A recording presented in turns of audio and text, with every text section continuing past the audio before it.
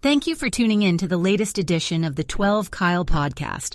Whether you're listening during your commute, while working out, or just relaxing at home, we appreciate you. Every download, every listen, and every subscription means a lot. Up next, the 12 Kyle podcast. Every person on that campus is invested in you and they want to help you. And they will do whatever they can within reason to help you. You have to help yourself, obviously, but I think that's very important for students to understand when they get on an HBCU campus. I can't tell you that everybody at UCLA is pushing you to graduate. I can't tell you that everybody at the University of Missouri is pushing you to graduate. I can't tell you that that happens at Florida or Florida State. I can tell you that that happens at South Carolina State. It happens at Florida A&M. It happens at Howard. It happens at Tennessee State. It happens at Jackson State and all of the other schools that are HBCUs.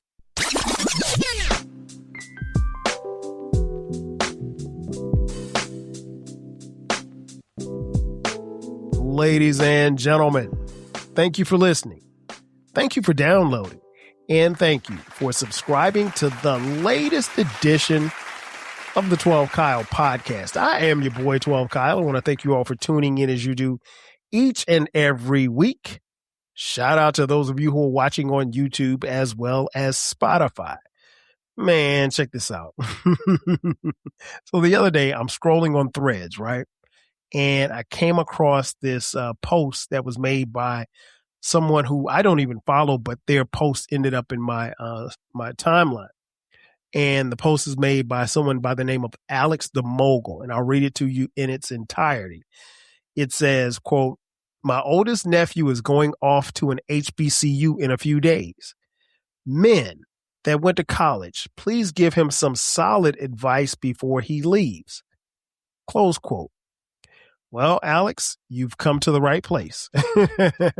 As many of you know, or maybe you don't know, I am a proud alum of an HBCU. My HBCU is South Carolina State University, where I was a student and an athlete and a little bit of everything in between from 1991 until 1996. If you're watching on YouTube and Spotify, you can see my jersey here behind me as well as my helmet because I play football right beside me. But what I wanted to do was give this advice to Alex and anyone else who may be sending their child to an HBCU. I know school has already started, but hey, listen, this advice right here is golden. You can take it any way that you want to take it, and you can use it and apply it when you set foot on that campus. So without further ado, I've got 12 basic fundamentals of advice that I would like to lend to Alex's nephew and anyone else who's listening and watching. So my advice when you go to an HBCU, more specifically, because I know they said college, but I'm going to talk about it from the HBCU perspective because I didn't go to a PWI. Number one, and these in no particular order. Number one, go to class. And more importantly, when you go to class, sit in the front of the class. I really and truly think that makes a difference. I've found personally that when you're in the front of the class, you're more likely to be engaged in the class. If you're in the back of the class, maybe not as much. And if you're in the back of a class that you don't like, you're really not going to do well. And I can say that from personal experience.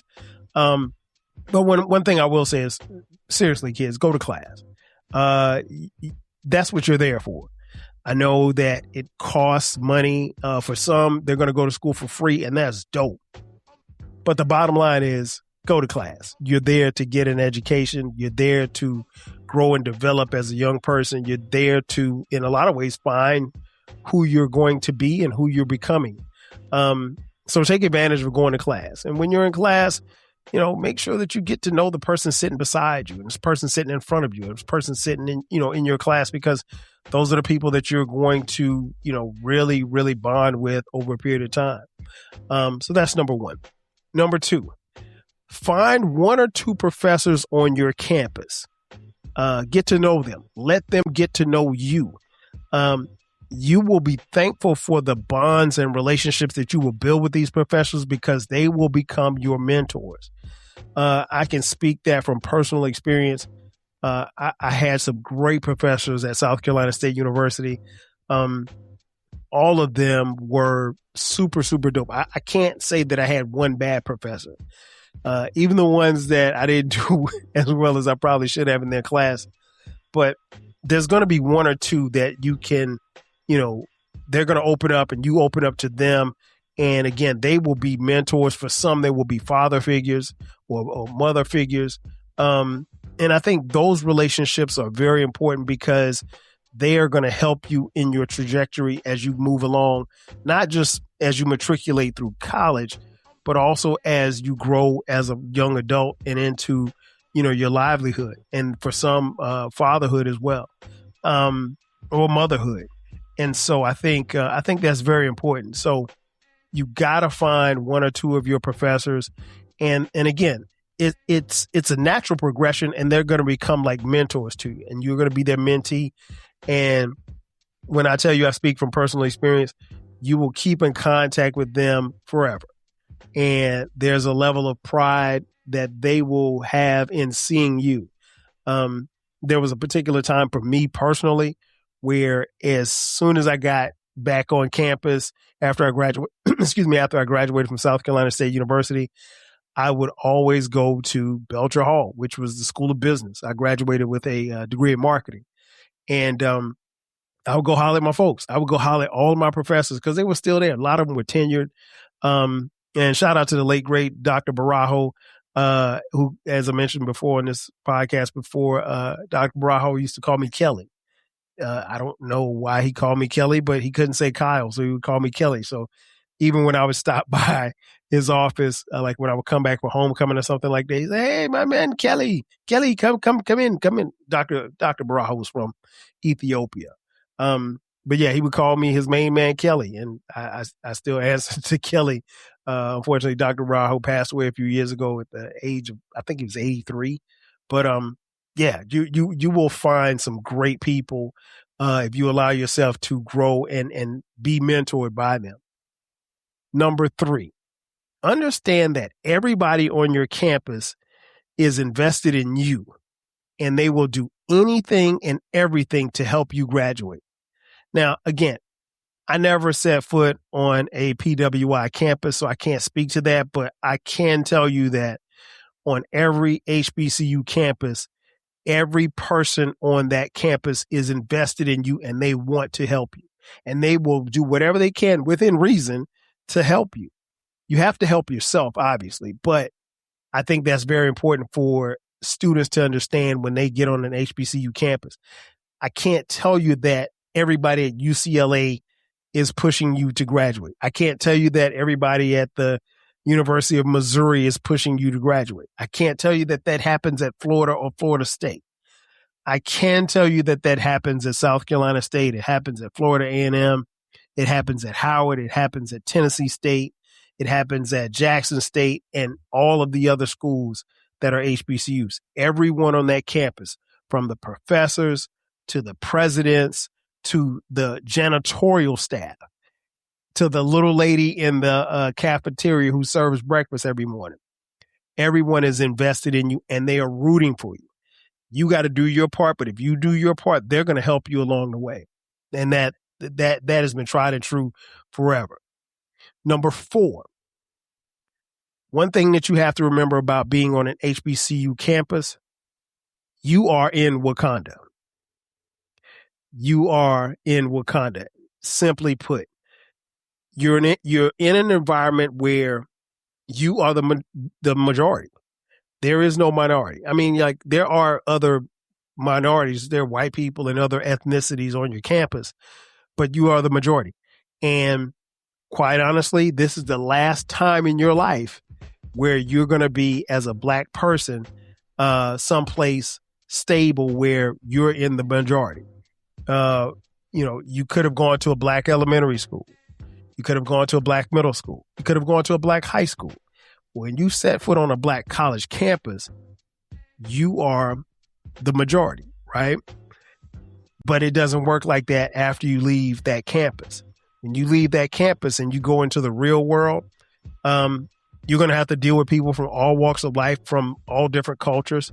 And it's going to be rare that you will ever be in any type of space where you're the majority. Maybe at work, depending on if you work for a black company, I guess. I don't know. I mean, but it's rare. It's more often than not, this is your last stop. But it is Wakanda, and it is treated as such. And the reason why I say that is because if you ever talk to or be around someone who's an HBCU alum, they will tell you how dope their campus is. They'll tell you how great their school is. They might tell you how dope their football team is or their basketball team, or they can run off a list of highlights about their school because there's a certain level of pride that comes with going to an HBCU. Now, I know that there are a lot of black people, and I have friends who did not go to HBCUs, and there's no knock on them. I mean, everybody has to make a choice where they want to go to school for themselves. And for me, I chose South Carolina State University. But what I will say is that level and that feeling of Wakanda, you won't be able to get it anywhere else. I tell people all the time, like, when I go back and I step on that campus in Orangeburg, South Carolina, I wish that feeling that you get, that rush, that sense of home, I wish that I could take that and put it in a bottle. And if I could put it in a bottle and sell it, it'd be a bestseller. I mean, because there's no other feeling like it. I can't speak to being a student at the University of Kentucky and going back for homecoming or going back for the Kansas-Kentucky game. I don't know what that feels like. What I will tell you is that there's a certain feeling that I get when I step on my campus, and it's going to be the same when I step on Howard's campus, or if I step on Bethune-Cookman's campus, or if I step on Delaware State's campus. It is a great feeling. And again, it is Wakanda, and you're treated as such. And I could go to North Carolina A&T's campus, and it's a great school, one of our bitter rivals when I was in school. And even still to this day, even though we don't play, we're not in the conference anymore with them. But one thing I can tell you, if I stepped on the campus of North Carolina A&T State University and I had on any South Carolina State paraphernalia, somebody's going to say something to you. It might not be the nicest thing, but somebody's going to say, it may be a joke, but it's all love. And one of the things that you'll find is being in that system and that feeling of Wakanda, particularly once you graduate, HBCU alums, it's a different kind of love. And again, it's no knock on any other school, but the love that we have for our fellow alums and then the love that we have for others who went to other HBCUs is different. I really can't put it into words, but it's different. The way we handle each other, the way we greet each other, the way that we, kick it with each other, it's just different. And it's a beautiful thing. It's a beautiful thing to the point where you could be from one school and it could be your rival. And again, there may be some trash talking, but it's all love. And now we may trash talk with each other. We may bump heads with each other, but we're not going to let anybody else talk bad about us. Number 5, one thing that you have to do, the advice I would give a kid on an HBCU campus, get out and get to know people. It ain't what you know, it's who you know. But more importantly, it's about who knows you. That's networking 101. You do need to know people, and you do need to be able to be in certain circles or make certain connections. But the flip side of that is people need to know who you are. If you've gone to an HBCU for 4, 5, maybe 6 years and people don't know you, then there's something wrong, or there's something that you didn't do. You should be known on your campus. I'm not saying that you got to be the big man on campus or the big woman on campus. I'm not saying that you have to be the person who throws parties and, does all these crazy things or jumps out of windows for fun. Shout out to Psycho. But you have to, people need to know who you are. Like, and I say this all the time, and what I'm going to say is I say this very humbly. There aren't many people who went to school at South Carolina State University in the time frame that I went there that don't know who I am. And I'm not saying that as like I did something extraordinarily special. But they do. Like, if you didn't know, if you were on South Carolina State's campus in 1994, 1995, you knew who Kyle was. And it wasn't just because I played football. I was out and about. People knew me. I know people. And I think one of the things that I tried to do is, build a lot of relationships, acquaintances and stuff like that. And you do that by being out on your campus. You do that by going to parties. You do that by going to class, hanging out, kicking it, just talking to people. But I'm always amazed that there's some kids who go to school and that's all they do is just go to school. And you have to be active. If you aren't active on your campus, if you're not participating in social activities, if you're not participating in, something as simple as going to the athletic games and stuff like that, you're going to get left behind socially. And you don't want that. But like I said, it's not so much about who you know, it's about who knows you. Because ultimately, these are the connections that you're going to make in college that are going to last you a lifetime, because there's going to be bonds and friendships that you're going to get that, honestly, you're not going to get anywhere else in life. Number 6, get off to a great start academically your freshman year. The thing that I will say is that it's kind of like flying a plane. You don't have to burn as much gas and fuel to get to your altitude once you get to cruising altitude. But if you start off with a 1.5 after the first semester of your first freshman year, it might be a little uphill battle for you, because, you just want to get off to a good start. And I know that makes it's not easy. I know it's easier said than done. And the reason being is because you're on a college campus and you're away from home for the first time if you're a freshman. And, you have nothing but freedom. No mom, no dad, no grandma, grandpa, nobody, no siblings. Once you finish class for any particular day, you've got the rest of the day to do whatever you want to do. You don't have to wash dishes. You don't have to take out the trash. You're an independent individual and you're growing, and you have to figure out how to manage your time. And a part of that is, studying. It goes without saying, but yeah, you want to get off to a good start academically. If you don't, it could get rough. It could get rough. Number 7, choose your friends wisely. And the reason why I say that is because you can and probably will meet some of the best people you have ever met on your college campus. I say that personally because I think I've gone to school with some of the greatest people who have walked this earth. No lie, male and female. And I never thought that you could have that type of collection of people in one place. And I was blown away. And you have people from different walks of life. And we're not a monolith as far as Black people are concerned. So, me coming from Florence, South Carolina, I knew a little bit about, the other cities and towns in the state of South Carolina, but I didn't know as much. And so when I found myself on campus and I'm meeting some of these people from these little small towns with one stoplight, some of the coolest people ever. And, you're just amazed because you realize that we as Black people are so diverse. There's so much diversity in us that it's not even funny. But yeah, you will make some great friends. I think I've met and made some friends for life. And I feel fortunate enough that I had a set of friends, my crew that I grew up with. And then I met another set of friends and crew that I went to college with, and I'm still tight with everybody to this day. And those friendships and those relationships matter.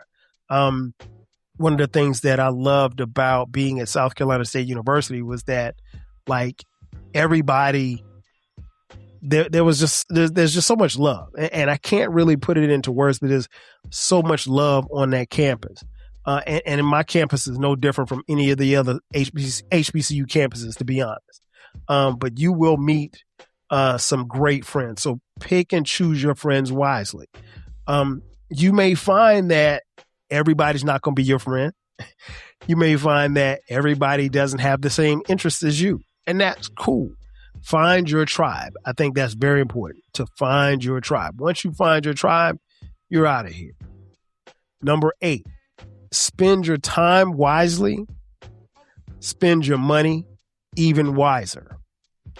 And the reason why I say that is because, again, when you're in college, particularly on the HBCU campus, you have a lot of downtime. There's a lot of free time, unless you play a sport. But even then, you still have a good amount of free time. It's really about how you balance your time. And if you're not good at time management, you may not be in college long. So you have to spend your time very wisely. Spend your money even wiser, because money can come and go. And I would not make it a habit or advise you to lend money to people unless you don't plan to get it back. Because last time I checked, most of the people in college are broke. And it's some of the brokest times that you'll ever have. Personally, for me, in the 90s, I've never been that broke before in my life and had so much fun while being broke. Sometimes I think about it and I marvel at the fact that we had so much fun with so little money. We would go to parties that cost $2 to get in. There's no party I could go to right now that is going to charge me $2 to get in. Hell, you can't even get a drink for $2 now. But yeah, spend your time wisely, spend your money even wiser. Money's going to come and go. So you have to be, even in nowadays with this, with social media and the idea that you have to look a certain way or you have to wear this type of clothes, that type of stuff. So I understand those kind of pressures and stuff like that. Don't try to keep up with the Joneses because you can find yourself in debt. And buy the stuff that you want to have, and buy the stuff that particularly when it comes to clothes, be smart about what it is you buy. Don't be like this one guy I know who, spent $300 on a polo jacket, wore it twice and spilled bleach on it and never wore it again. And as I raise my hand, I'm talking about myself. So yeah, spend your money wiser. Number 9, go hard for homecoming week. Homecoming week is phenomenal. I know that there's a school out there that says that they call their homecoming G-Ho or something like that. Call it the greatest homecoming on earth. I've been there. It's pretty dope. And then there's another school, my school. We call our homecoming the livest homecoming in America. And it is. It is truly the livest homecoming in America. But here's the catch, folks. It doesn't matter where your HBCU is. Everybody has a dope homecoming. Everybody. I don't care how big your school is. I don't care how small your school is. Everybody has a dope homecoming. Enjoy homecoming to the fullest. Go hard homecoming week. Personally, I didn't get a chance to go hard during homecoming week because I played football. So we couldn't go out during the week because we had practice. And we only got a chance to go out Saturday after the game. And, one year we lost homecoming and we couldn't go out after the game. But yeah, go hard homecoming week. Go hard the whole week. Have fun. Enjoy yourself. But don't go hard enough to get yourself locked up. Do not go hard enough to get yourself locked up. I'm sure there's going to be quite a few of you who are going to listen to this. You're going to go hard homecoming week, and you're probably going to end up bent over a toilet, praying to the porcelain gods. It happens. Never happened to me because I didn't drink in college, but it could happen to you, and that's okay. That's fine. As long as you don't get locked up. Don't do nothing that's going to get you locked up. Number 10, understand that your college campus is the last place you'll be where you'll have genuine platonic relationships. And I think that's very important because college, particularly on an HBCU campus, it's the one place where you got a whole bunch of people, men and women, women and men, men and men, women and women. And there's a lot of love and respect. There's a lot of stuff that goes on between the people, but there's a bunch of platonic relationships, and that's okay. I think once you get out into the real world, it's like, okay, I'm trying to holler at you. I'm trying to kick it with you. I'm trying to see you. I'm trying to date you. I'm trying to be with you. I'm trying to marry you, right? I think in college, there's a bunch of platonic relationships and friendships where I'm a guy, I meet Stephanie, and I have no interest in Stephanie, none whatsoever. And Stephanie has no interest in me, and we're cool. And I think that's the last frontier of, you just meeting chicks that's just cool, just mad. Like, I tell people all the time, I went to school with some of the dopest women that you would ever want to be around.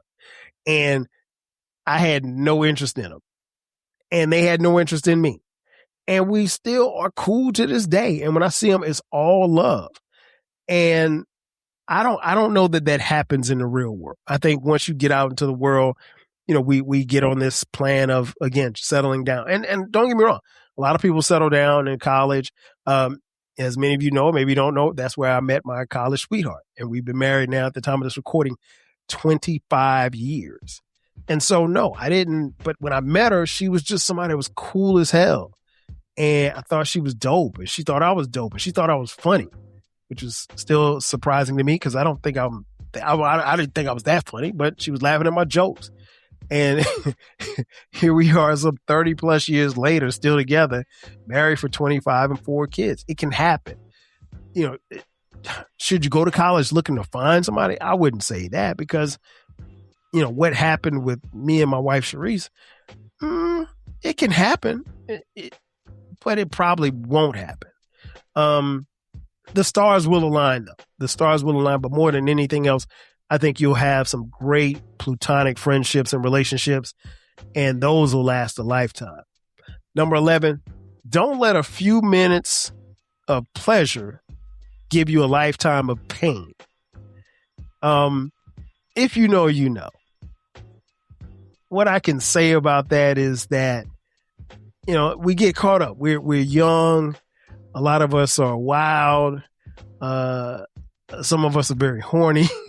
I mean, don't let a few moments of pleasure cause you a lifetime of pain. I know some people that got caught up, got pregnant, had to leave school. Some came back, some didn't.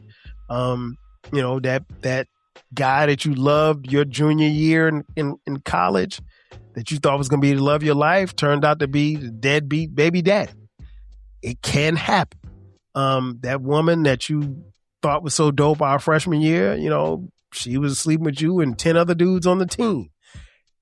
And now she's your baby mama. It can happen, right? Don't let a few moments of pleasure cause you a lifetime of pain.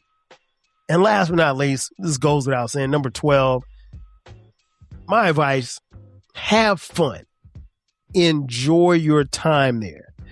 You're not there to reinvent the wheel. You're there to grow and learn more about yourself, learn who you're going to become, pick a career or a field that you wouldn't mind going to work in for the next 30 to 40 years, but have fun. If you go to college and you say you didn't have fun, something's wrong with you. It's not the school. It's probably you. I don't know what else to tell you. I had a ball. I tell people all the time, you've heard me say it on this podcast, and it's worth repeating. My 5.5 years at South Carolina State were the best 5.5 years of my life. Hands down. Ain't nothing touching that time. If you've heard these episodes, you know how glowingly and how lovingly I speak about my time at South Carolina State University. And it was everything. It was so much fun. And I enjoyed the time. yeah, I took out student loans and I got into some debt, and yeah, I paid off some of the loans. I still got maybe 1 or 2 loans left, and I'll pay for them probably by the time I'm 75. But guess what? I had fun. It was a good debt to get into. I don't care. Who cares, Sally Mae? You know, you get your money on time. You ain't gonna get a lot, but you're gonna get your money on time. But that time frame and the people that I came into school with, the people that I met, my friends that I played ball with, it's invaluable. I mean, like, there's no way that I would be here had I not gone there. And I know that everybody can't say that, but I will say, just on a personal note, it was definitely the best time of my life. And so what I will tell you, have fun. Those 4 or maybe 5 or maybe 6 years are going to go by really, really fast. If you don't have fun, if you don't allow yourself to understand all of these principles, then you've really wasted your time. And time is a terrible thing to waste. Ladies and gentlemen, that's going to do it for me. Thanks again for checking out this edition of the 12 Kyle podcast. Be sure to subscribe to the podcast. We drop new episodes every Thursday. What I need you to do is go to the website, the12kylepodcast.riverside.com, sign up for the newsletter, and also there you can get the podcast on every streaming platform.